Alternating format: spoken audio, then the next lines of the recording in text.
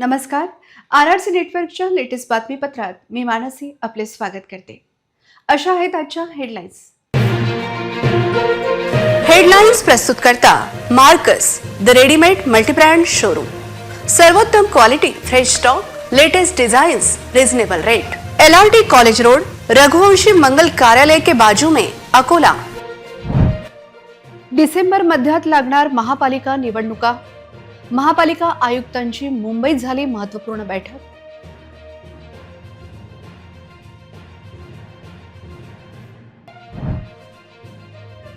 नगर परिषद निवडणुकांची रणधुमाळी थंडावली. बाळापुरात प्रचार वेगाने. 21 डिसेंबर रोजी मतमोजणी.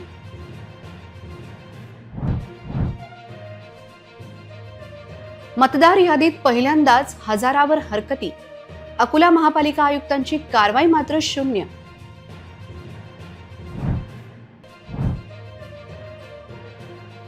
अकोला पोलिसांच्या तपासात आले मोठे यश. ऋषिकेशला 21 दिवसात काढले शोधून.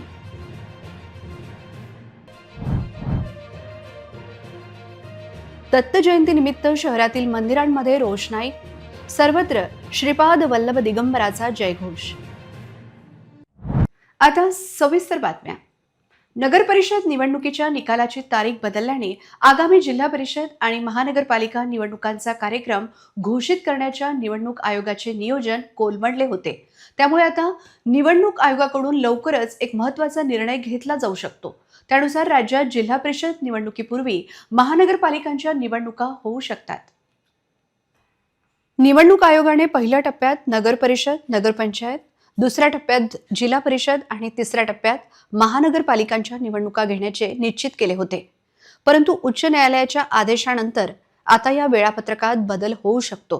त्यामुळे आता राज्य निवडणूक आयोगाने दुसऱ्या टप्प्यात राज्यातील महानगरपालिका निवडणूक घेण्यासाठी हालचाली सुरू केल्याची माहिती आहे. 15 ते 20 डिसेंबर दरम्यान राज्य निवडणूक आयोगाकडून 29 महानगरपालिकांच्या निवडणुकीचा कार्यक्रम जाहीर होऊ शकतो, अशी शक्यता वर्तवली जात आहे.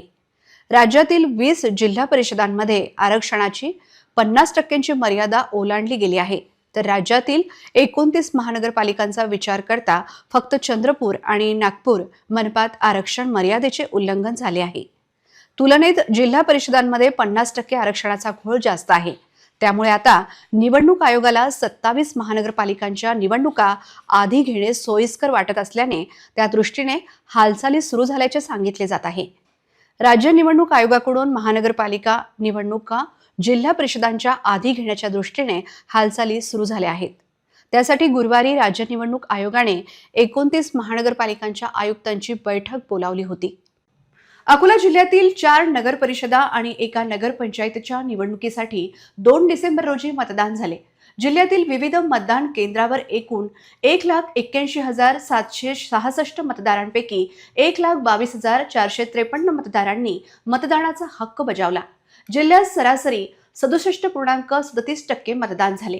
122 जागांसाठी 628 उमेदवारांचे भवितव्य EVM मध्ये बंद झाले. आता उत्सुकता आहे 21 डिसेंबर रोजी होणाऱ्या मतमोजणीची. हिवरखेड नगर परिषदेत 73.92%, बार्शी टाकळी 73.60%, तेल्हारा 70%, मूर्तिजापूर 64.50%, अकोटला 65.12% मतदान झाले. बार्शी टाकळी नगरपंचायत, तेल्हारा, अकोट, मूर्तिजापूर नगर परिषदेत जवळपास 8 वर्षांनी मतदान झाले. तर हिवरखेड नगर परिषद स्थापनेनंतर पहिल्यांदा मतदान झाले. जिल्ह्यात सर्वाधिक 73.92% विक्रमी मतदान झाले. बाळापूर नगराध्यक्षपदाच्या एका उमेदवाराच्या आक्षेपावरून प्रकरण न्यायालयात गेल्याने निवडणूक प्रक्रिया स्थगित झाली. आता बाळापूर नगरपालिकेची सुधारित अधिसूचना 4 डिसेंबरला जाहीर होणार असून 20 डिसेंबरला मतदान घेण्यात येणार आहे. दरम्यान मंगळवारी बाळापूरमध्ये मतदान नव्हते. मात्र इतर नगर परिषदांच्या मतदानाची चर्चा बाळापुरात रंगली. काही अपवाद वगळता निवडणुकीची प्रक्रिया शांततेत पूर्ण झाल्यानंतर आता सगळ्यांचे लक्ष 21 डिसेंबरच्या मतमोजणीकडे लागले आहे. त्या दिवशीच कोणत्या नगरात परिवर्तन होणार आणि कोणाची राजकीय कारकीर्द पुन्हा उभी राहणार याची उत्सुकता असेल. महानगरपालिका निवडणुकीच्या तोंडावर मतदार यादीतील गोंधळाने अक्षरशः उघडे पडलेले महापालिका प्रशासन आणि प्रभाग निश्चित झालेल्या भलत्या चुका यामुळे सर्वत्र तीव्र संताप व्यक्त होत आहे. नागरिक, राजकीय पक्ष, समाज घटक सर्वांच्या तक्रारीचा भडीमार सुरू असून प्रशासकीय निष्काळजीपणाचे हे धक्कादायक चित्र आहे. महापालिका मतदार यादीवर तब्बल 1044 हरकती दाखल झाल्या.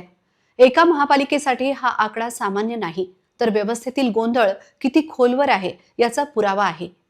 महापालिका आयुक्त यंत्रणेचा बचाव करत असतील तर जिल्हाधिकाऱ्यांनी या प्रकरणात चुका करणाऱ्या महापालिका कर्मचाऱ्यांवर कारवाई करावी. जनतेचे प्रभाग 2017 प्रमाणे असताना ते बदल करीत आहे. या विषयावर काँग्रेस आमदार साजिद खान पठाण यांनी तीव्रकांनी दाखल केलेल्या हरकतींमध्ये धक्का भागातील मतभाग बदललेले तेही कोणतीही प्रथा हे तर आश्चर्यजनक आहे. नव्याने राहायला आलेल्यांचा समावेशच नाही. पत्ते आणि घर क्रमांकात मोठ्या प्रमाणात चुका आहेत.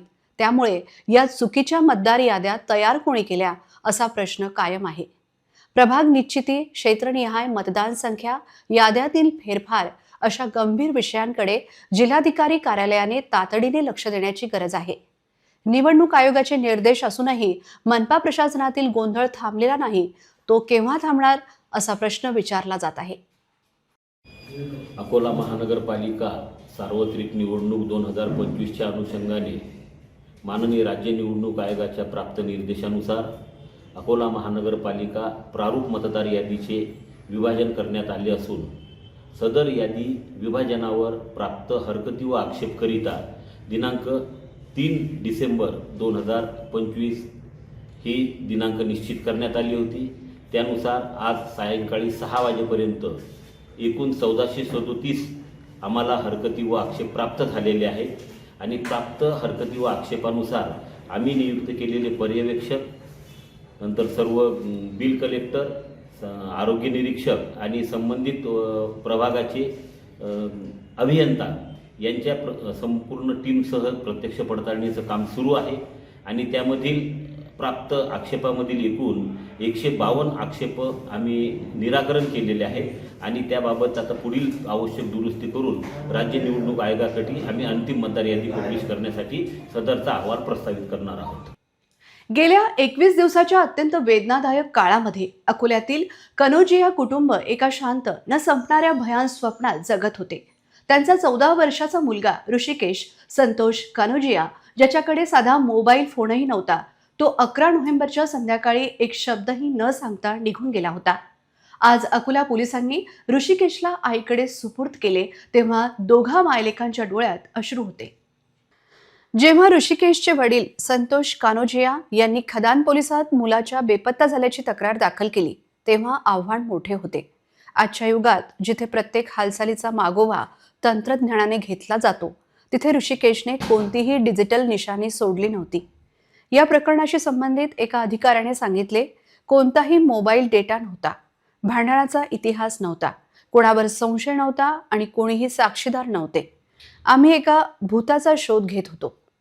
नेहमीचा तपास एका निराशाजनक निष्कर्षावर पोहोचला आणि पालकाची चिंता, जी सुरुवातीला फक्त भीती होती, ती हळूहळू निराशेमध्ये बदलू लागली होती. हा मुलगा बेपत्ता झाला त्या रात्री 8 वाजता अकोला रेल्वे स्टेशनच्या प्लॅटफॉर्म क्रमांक 3 वरील कॅमेऱ्यात ऋषिकेश कोल्हापूरकडे जाणारी लांब पल्ल्याची रेल्वे क्रमांक 11403 मध्ये चढताना दिसला. 21 दिवसांच्या अथक प्रयत्नांना शेवटी यश मिळाले. पथकाने स्थानिक सीसीटीव्हीद्वारे पुष्टी केली की ऋषिकेश सोलापूर जिल्ह्यातील पंढरपूर येथे रेल्वेतून उतरला होता. पंढरपूरचे धार्मिक महत्त्व जाणून पोलिसांनी विठ्ठल रुक्मिणी मंदिर परिसर, बस स्टँड, विविध मठ आणि चंद्रभागा नदीकाठी शोध केंद्रित केला. शेवटी 2 डिसेंबरच्या दुपारी तो बेपत्ता झाल्यानंतर 21 दिवसांनी ऋषिकेश सरगम चौकातील SK सलूनजवळ सुखरूप सापडला.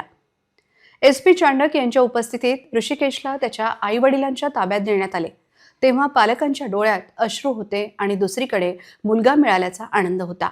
SP अर्चित चांडक यांनी विशेष शोध पथकासाठी रोख बक्षीस जाहीर करत सर्वांचा गौरव केला. सगळं पोलीस प्रशासनाचं खूप खूप मनापासून आभार. त्यांनी खूप चांगली भूमिका निभावली. माझ्या मुलाला माझ्यापर्यंत पोहोचून दिलं. त्यांचं मनापासून खूप खूप धन्यवाद. सरांनी जे डिसिजन घेतलं, सरांनी जे त्यांच्या टीमला सांगितलं, मी कन्फर्म होते की ते मला माझा मुलगा आणूनच देतील. पोलीस प्रशासनावर पूर्ण विश्वास होता आणि त्यांनी पण खूप प्रयत्न केले. त्यांनी त्यांचा एकदम बेस्ट दिला.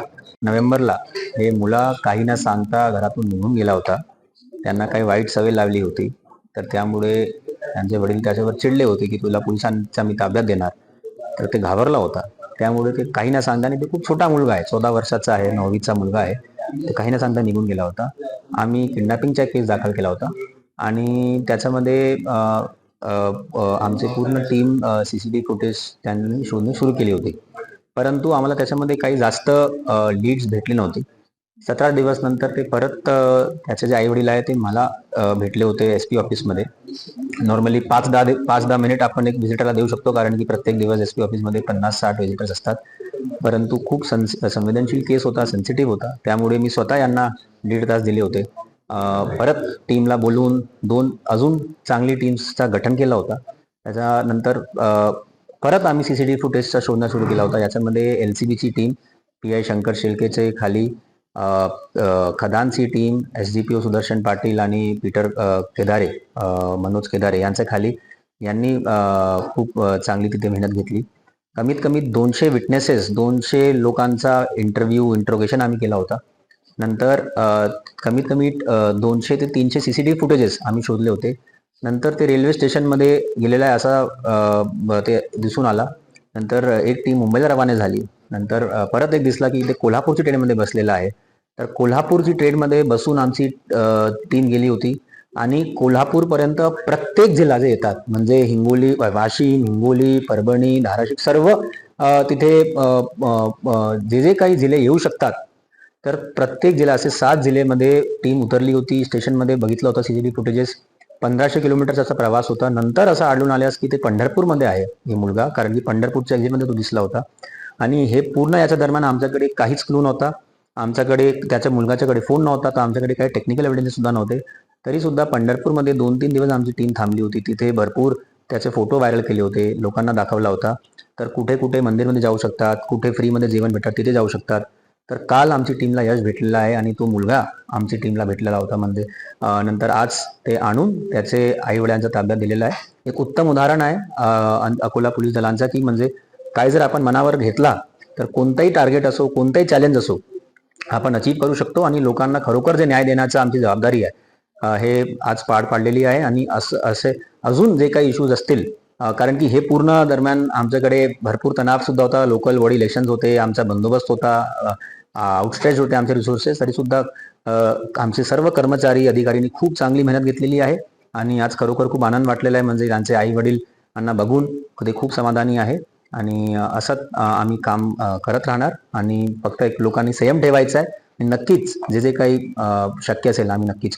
हिंद दी चादर श्री गुरु तेग बहादूर यांच्या 350व्या शाहिदी समागम वर्षानिमित्त 7 डिसेंबर रोजी नागपूर येथे भव्य कार्यक्रम होणार आहे. जिल्ह्यातील शेकडो भाविक नागपूरला जाणार आहेत. त्यानिमित्त अकोला शहरात 3 डिसेंबरला दुपारी गुरुद्वारा सिंग सभा येथून मोटरसायकल रॅली काढण्यात आली. रेल्वे स्थानक चौक परिसरातील श्री गुरुद्वारापासून ही रॅली निघाली. प्रचंड उत्साह दिसला. वाहनांवर भगवे ध्वज लावले होते. जिल्हा न्यायालय, सातव चौक, राऊतवाडी चौक, रतनलाल प्लॉट, नेहरू उद्यान, गोरक्षण रस्ता, कौलखेडवरून सिंधी कॅम्प, अशोक वाटिका, बस स्थानक, चांदेकर चौक, गांधी चौक, तहसील कार्यालय, जिल्हाधिकारी कार्यालय येथून न्यू राधाकिसन प्लॉट येथे गुरुद्वारा येथे समारोप करण्यात आला.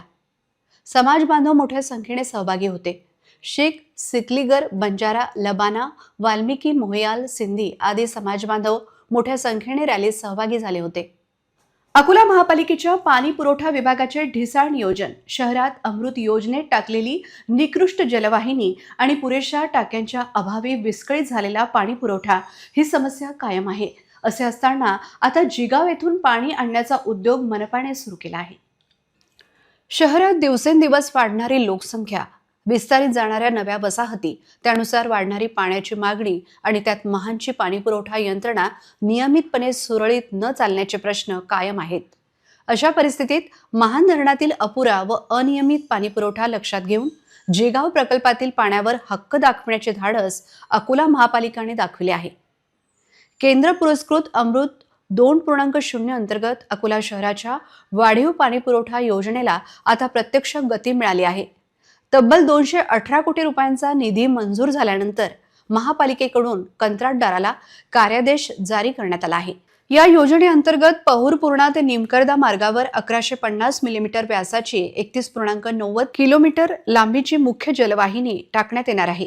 ही जलवाहिनी शहरातील विविध भागांपर्यंत वाढीव क्षमतेने पाणी पोहोचवण्यासाठी अत्यंत महत्त्वाची ठरणार असून भविष्यातील पाणी टंचाई टाळण्यात मदत करेल असा दावा महापालिकेचा आहे. तुर्तास महाड येथून नियमित पाणी पुरवठा होत नसताना जिगावच्या पाण्याचे करणार काय अशी विचारणा होत आहे. जिल्ह्यात सुरू असलेल्या बेकायदेशीर धंद्यांना मुळापासून नष्ट करण्यासाठी पोलीस प्रशासनाकडून ऑपरेशन प्रहार हे अभियान राबवले जात आहे. या अंतर्गत बेकायदेशीर गॅस रिफिलिंग करताना दोघांना अटक करण्यात आली आहे. स्थानिक गुन्हे शाखेला मिळालेल्या गुप्त माहितीनुसार अकोट फाईल पोलीस ठाण्याच्या हद्दीतील अकोट रोडवरील ग्रीन पार्क समोर असलेल्या लक्ष्मी कॉलनीमध्ये घरगुती सिलेंडरमधून वाहनांना गॅस भरण्याचा धोकादायक आणि फसवेगिरीचा व्यवसाय सुरू होता. सहाय्यक पोलीस निरीक्षक विजय चव्हाण यांनी पंचाच्या उपस्थितीत कारवाई करताना गॅस भरत असलेल्या दोघा आरोपींना रंगेहात पकडले. यामध्ये 52 वर्षीय फारुख खान आयुब खान आणि 19 वर्षीय सय्यद फरहान सय्यद वाजिउद्दीन यांना ताब्यात घेण्यात आले. दोन्ही आरोपी इलेक्ट्रिक मोटर पंप, प्लास्टिकच्या नळी आणि नोझलच्या मदतीने घरगुती सिलेंडरची गॅस ऑटोमध्ये भरताना आढळले. ही कृती धोकादायक असून नागरिकांच्या जीवाशी खेळ करणारी असल्याने त्यांना अटक करण्यात आली.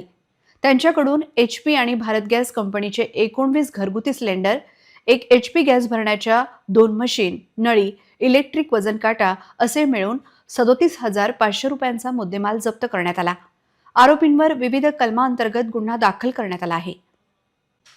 आशिष पवित्रकार मित्रपरिवार व भागवत सेवा समितीच्या वतीने गुरुवर्य संत वासुदेव महाराज यांच्या स्मरणार्थ व स्वर्गीय बाबूराव पवित्रकार यांच्या स्मृतीत जवाहरनगर येथील छत्रपती राजे संभाजी पार्क येथे सुरू असलेल्या वेदांताचार्य बालयोगी गोपाल महाराज कारखेडकर यांच्या श्रीमद भागवत कथा सप्ताहाचे मंगळवारी भैरवगडचे हरिभक्त परायण ज्ञानेश्वर महाराज वाघ यांच्या काल्याच्या कीर्तनाने भक्तिभावात संपन्न झाले. यावेळी आयोजित महाप्रसादाचा शेकडो महिला पुरुष भक्तांनी लाभ घेतला. दिनांक 25 नोव्हेंबर ते 1 डिसेंबर पर्यंत सुरू असलेल्या या भागवत कथेत हरिभक्त परायण ज्ञानेश्वर महाराज वाघ यांनी काल्याचे कीर्तन केले. त्यांनी आपल्या कीर्तनात भागवतचे महत्त्व विशद करीत कथेची पूर्णाहुतीही नित्य पुण्यवान असते असे सांगितले. या समारोपीय कीर्तनात प्रमुख पाहुणे म्हणून माननीय आमदार अमोल मिटकरी, माजी पालकमंत्री डॉक्टर रणजित पाटील, माधवराव पवित्रकार, गणेशराव पवित्रकार, डॉक्टर राम बागरुत, शिवलाल बोर्डे, संयोजक आशिष पवित्रकार आदी मान्यवर उपस्थित होते. यावेळी कीर्तनात सेवा देणारे टाळकऱ्यांचे स्वागत करण्यात आले. या सोहळ्यात भागवत सप्ताह निमित्ताने आयोजित केलेल्या बालचित्रकला स्पर्धेचा पारितोषिक वितरण सोहळा संपन्न झाला. यात 41 बाल विद्यार्थ्यांनी सहभागी होऊन उत्कृष्ट चित्रे साकार केली होती. आमेरा पवित्रकार हिच्या संयोजनात संपन्न या स्पर्धेचे परीक्षण देशमुख यांनी केले. दरम्यान या उत्सवात गुरुवर्य जीवनराव देशमुख यांच्या व्याख्यानाचा कार्यक्रम संपन्न झाला. यात मुलांच्या आकलन शक्तीची वाढ व सर्वांसाठी तणावमुक्त हसत खेळत जीवन या आरोग्य विषयावर देशमुख यांनी मार्गदर्शन व मुद्रा प्रात्यक्षिक केले. संचालन गुरुवर्य जीवनराव देशमुख यांनी तर आभार संयोजक आशिष पवित्रकार यांनी मानले. उत्सवाच्या सफलतेसाठी आशिष पवित्रकार, योगेश पवित्रकार, सौ कल्याणी पवित्रकार, शिवलाल बोर्डे, डॉक्टर राम पागरुत, रामभाऊ पाटील, हरिदास मिसूरकर, हरिश्चंद्र पिसे, दिलीप अग्रवाल, महेंद्र राठी, प्राध्यापक विजय काटे, सुनील फोकमारे, नंदकिशोर ढोकणे, राजेंद्र तरोळे, ज्ञानदेव झटाले, ज्ञानेश्वर माहीत, नरेंद्र डंबाळे, मनोज कस्तुरकर, राजेंद्र सोनवणे, अरविंद ताले, गजानन अंभोरे, मधुकर देशमुख, आकाश डोंगरे, आदित्य शेगोकार, संदीप राऊत, सागर खुमकर, वावगे साहेब, संदीप राऊत, आशिष झिलपे, सोनू दुबे, नावकार, राम देशमुख, नंदू ढोकणे, राठी, विश्वास ताले, अरविंद ताले, रश्मी घुगे, श्रीमती मनुताई गावंडे समवेत भागवत सेवा समिती व आशिष पवित्रकार मित्र परिवाराच्या समस्त पदाधिकारी व कार्यकर्त्यांनी अथक मेहनत घेतली.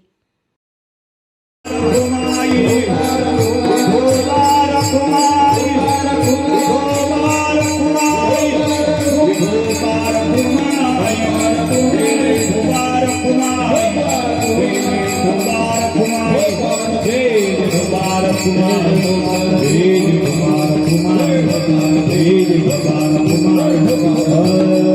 पुढील कडवं महाराजांकरता. दुप्पटीने देत असे जो ज्ञान आपण घेतलेले, जे महाराज आपल्याला रोज आपल्या वाणीतून सांगताय, दुप्पटीने देत असे जो ज्ञान आपण घेतलेले, तोच गुरुचे पांग फेडी, एवढे लक्षात ठेवा. वासुदेवजी महाराज यांच्या स्मरणार्थ व बाबूरावजी खोदरे यांच्या स्मृतिप्रित्यर्थ आज भागवत सेवा समाप्ती झालेली आहे. तसेच काल्याचे कीर्तन पार पाडले आहे. एकदम अति उत्साहात 8 दिवस कुठे गेले माहिती नाही पडलं आणि आज भव्य भंडारा आपण आयोजित केलेला आहे. महाप्रसाद आणि सर्व कार्यकर्ते आणि जेवढे भागवत सेवा समितीचे सदस्य आहेत या सर्वांच्या वतीनं मी आपल्या सर्वांचे आभार मानतो. तसेच जेवढे इथे जे सहकार्य करत आहेत आणि जे आपल्यासाठी मदत करत आहेत त्या सर्वांचे मी आभार मानतो. तसेच RRC चॅनल जे आहे त्यांनी 11 दिवस आपला 7 दिवस लाईव्हचा प्रोग्राम केला, त्याबद्दल मी त्यांचे खूप आभार मानतो. तसेच आम्हाला ज्यांनी प्रत्यक्ष अप्रत्यक्षरित्या मदत केली त्यांचे खूप खूप आभार मानतो आणि थांबतो. असेच आपण भागवत सेवा भागवताचा कार्यक्रम जो आहे हा नेहमी असाच उत्साहात घेत राहू आणि आपला सर्वांचा आशीर्वाद असून माझ्यासोबत राहू. धन्यवाद. मनुष्य मृगजळासारखा धावतो, पैसा कमावतो, तो पैसा शरीर दुरुस्त करायला लावतो, वर्तमान काळात जगतो, भविष्याची चिंता करतो, सुखाचे दिवस येतात शरीर साथ देत नाही. म्हणून प्राप्त परिस्थितीचा आनंद मान्य करा. सर्वांना नम्र विनंती आहे की नामस्मरण करा, देवाचे नाव तोंडात असू द्या, म्हणजे आखरीपर्यंत जेव्हा शेवटचा दिवस येते देवाचंच नाव तोंडात आलं पाहिजे. अमरावतीच्या राजापेठ पोलीस स्टेशन हद्दीतील संताजीनगर येथील महिलेच्या खुनाचा गुन्हा उघड करण्यात शहर गुन्हे शाखेला यश आले. आरोपींनी पुरावा मागे ठेवला नसल्याने गुंता वाढला होता, परंतु शेवटी पोलिसांना तिढा सोडविण्यात यश आले. 30 नोव्हेंबर रोजी सायंकाळी राजापेठ पोलीस स्टेशनच्या हद्दीतील संताजी नगरात राहणाऱ्या निलिमा संजय खरबडे हिचा मृतदेह राहत्या घरात आढळून आला होता. पोलीस पथकाने अशोक कॉलनीतील आरोपी नितीन सुरेश इंगोले याला 2 डिसेंबर रोजी त्याच्या राहत्या घरातून ताब्यात घेतले. कसोशीने चौकशी केली असता त्याने गुन्हा केल्याची कबुली दिली. आरोपीची चौकशी केली असता आरोपी व मृतक महिला यांचे प्रेम संबंध होते. 2 महिने अगोदर आरोपीचे इच्छेविरुद्ध लग्न झाले होते, त्यामुळे त्यांच्या सतत वाद होत होता. त्याला कंटाळून आरोपीने निलिमा हिचा खून केला. पुरावा नष्ट करण्याच्या उद्देशाने घटनास्थळावरील CCTV, DVR व मृतक महिलेचा मोबाईल सोबत नेला होता. तसेच पोलिसांची दिशाभूल करण्यासाठी आरोपीने मृतक महिलेच्या घरातील भिंतीवर आक्षेपार्ह लिखाण केले होते. त्यामुळे सदरचा गुन्हा उघडकीस आणणे हे पोलिसांपुढे मोठे आव्हान होते. पोलीस आयुक्त अरविंद चावरिया यांच्या मार्गदर्शनात पोलिसांना गुन्ह्याचा तपास करण्यात यश आले. सायबर पथकाची मदत झाली. अकोट येथे संत गजानन महाराजांच्या पालखीचे अकोट ग्रामीण पोलीस स्टेशनमध्ये आज उत्साहात स्वागत करण्यात आले. परिसरात गणगण गणात बोतेच्या निनाद घुमत असताना ठाणेदार जुणघरे आणि PSI काटोले मॅडम यांच्या उपस्थितीत पालखीचे आगमन झाले. पालखी अकोट ग्रामीण पोलीस स्टेशनमध्ये पोहोचताच सर्वप्रथम संत गजानन महाराजांची आरती ठाणेदार जुनघरे व PSI काटोले मॅडम यांच्या हस्ते करण्यात आली. त्यानंतर वारकरी परंपरेनुसार पालखीला खांदा देण्याचा मान पोलीस कर्मचाऱ्यांनीही मोठ्या भक्तिभावाने स्वीकारला. ठाणेदार जुनघरे, पोलीस कर्मचारी सांगळे आणि इतर कर्मचारी स्वतः पालखी खांद्यावर घेत वारकऱ्यांसोबत पुढील मार्गस्थ झाले. भक्तिभाव, शिस्त आणि समन्वयाने सजलेल्या या क्षणाने वारकरी, नागरिक आणि पोलीस दल यांच्यातील एकात्मतेचा सुंदर संदेश दिला. स्थानिक नागरिकांनी पोलिसांच्या या सहभागाचे स्वागत करत त्यांचे कौतुक केले. संत गजानन महाराजांच्या पालखीचे आगमन संपूर्ण परिसरात आध्यात्मिकतेचे वातावरण निर्माण करणारे ठरले. गुरुवार 4 डिसेंबर रोजी दत्त जयंती साजरी केली जाणार आहे. रामदास पेठेतील दत्त मंदिरासह श्री राजेश्वर मंदिर समोरील दत्त मंदिर तसेच शहरातील श्री स्वामी समर्थ केंद्रात नाथ शक्तीपीठ येथे दत्त जयंती सोहळा साजरा केला जाणार आहे. उत्सवाची जय्यत तयारी सुरू झाली आहे. रामदास पेठेतील दत्त मंदिरात 1942 पासून दत्त जयंती सोहळा साजरा केला जातो. यंदा मुंबई येथील भावे यांचे कीर्तन दररोज होत आहे. गुरुवारी दुपारी 4 वाजता दत्त जन्माचे कीर्तन आणि त्यानंतर सोहळा साजरा केला जाईल. दत्त जयंती सप्ताहात श्री गुरुचरित्राचे पारायण करण्यात आले. भाविक मोठ्या संख्येने पारायणाला बसले होते. शुक्रवारी महाप्रसाद वितरणाने उत्सवाची सांगता होईल. तसेच नाथ शक्तीपीठ शहरातील श्री स्वामी समर्थ केंद्रात देखील श्री गुरुचरित्र पारायणाचे आयोजन करण्यात आले होते. उद्या त्याची सांगता होईल. तसेच बरेच भाविक कित्येक वर्ष घरात श्री गुरुचरित्राचे पारायण करतात. मंदिरावर रोषणाई केली आहे. भक्तिमय वातावरण निर्माण झाले आहे. दत्त जयंतीच्या निमित्त या ठिकाणी आपल्या रामदास पेठ मंदिरामध्ये जवळपास 1942 पासून दत्तमूर्ती स्थापना या ठिकाणी झालेली आहे. दरवर्षी मोठ्या प्रमाणामध्ये तिथं उत्सव साजरा होत असतो. याही वर्षी आपला उत्सव अत्य आनंदाने साजरा सुरू आहे. मुंबईचे कीर्तनकार मनुष्य भावे यांचं रोज कीर्तन सुरू आहे. उद्या संध्याकाळी 4 वाजता जन्माचं कीर्तन होईल आणि त्याच्यानंतर दर्शनाच्या ठिकाणं या ठिकाणी लाभ घेता येईल. तसंच रोज दुपारी आपल्या अकोला शहरातील वेगवेगळ्या अशा स्थानिक महिला भजनी मंडळाचं भजन या ठिकाणी सुरू आहे. तसंच त्याप्रकारे सकाळी आपण इकडे पाहत असू की 9 ते 12 या दरम्यान पोथीचं वाचन या ठिकाणी मंदिराची जी पुजारी सुद्धा मी या ठिकाणी करतो आहे आणि असा पूर्ण कार्यक्रम या ठिकाणी पार पडून परवाच्या दिवशी महाप्रसाद त्याची सांगतो. पुन्हा पाहूया हेडलाईन्स. हेडलाईन्स प्रस्तुत करता Marcus the readymade multibrand showroom. सर्वोत्तम quality, fresh stock, latest designs, reasonable rate. LRT college road, Raghuvanshi मंगल कार्यालय के बाजू में, अकोला. डिसेंबर मध्यात लागणार महापालिका निवडणुका. महापालिका आयुक्तांची मुंबईत झाली महत्त्वपूर्ण बैठक.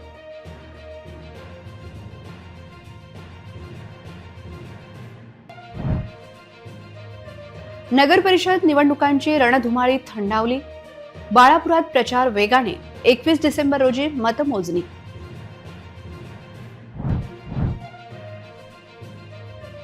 मतदार यादीत पहिल्यांदाच हजारावर हरकती. अकोला महापालिका आयुक्तांची कारवाई मात्र शून्य.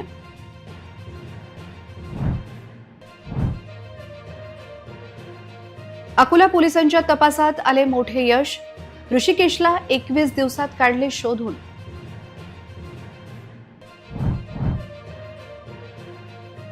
दत्त जयंतीनिमित्त शहरातील मंदिरांमध्ये रोषणाई. सर्वत्र श्रीपाद वल्लभ दिगंबराचा जयघोष.